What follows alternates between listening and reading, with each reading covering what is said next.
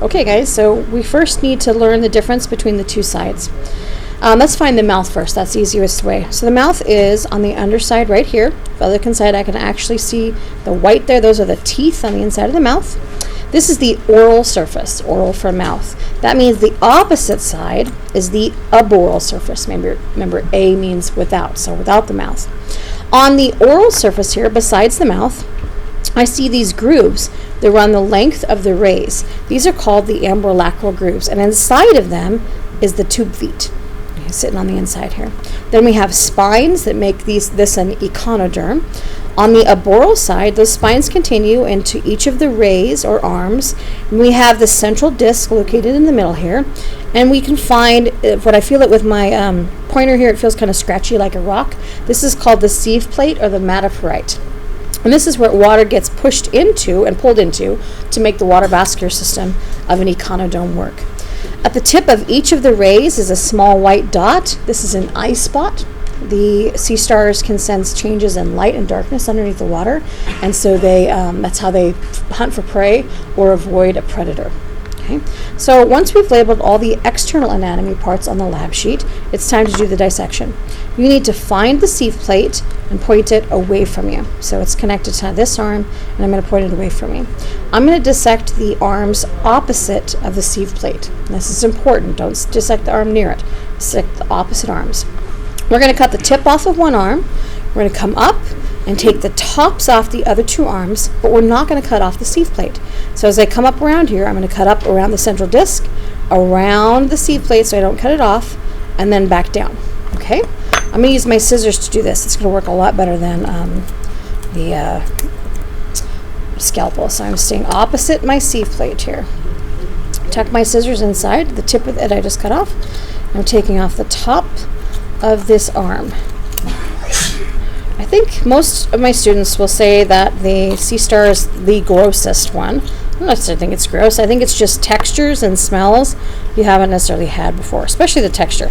It's not my favorite texture, but it's not too bad. Okay, so here's time to come up around the sieve plate in the center here. So watch as I come up, but I'm careful not to cut it off. I'm going to go around it and then back to connect to where I started. And finish taking that arm off. Okay, so there's how I had it oriented to start with. There's the sieve plate, and I've taken off one, the center, and the tops of the two arms. Let's go ahead and take those off. All right, so looking at the inside here, first thing I see, and it's kind of gotten moved around, is seated inside of each of the rays is some digestive gland. This digestive gland looks to me a lot like cottage cheese here. Okay, it is what creates the acid for the stomach to do its job. So I'm removing the digestive gland from this ray.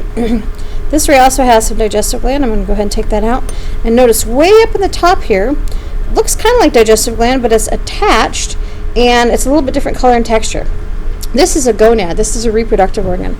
Let's see if there's one on this side too. I'll take out the digestive gland, and up high in there, just barely see it, there's the reproductive gland.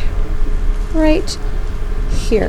This is a male. Males have small reproductive glands. Females have large because they lay their eggs. Okay. Okay guys, I've paused my video to remove the stomach, which was sitting in the center here, and it took a while to get it out.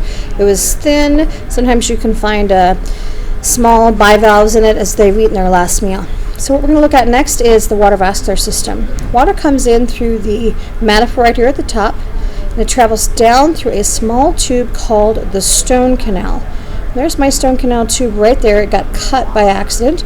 But you'll see there's a small tube that connects the metaphorite to the ring canal, and that's called the stone canal. So the ring canal is next. It pumps it out into the arms through the radial canal.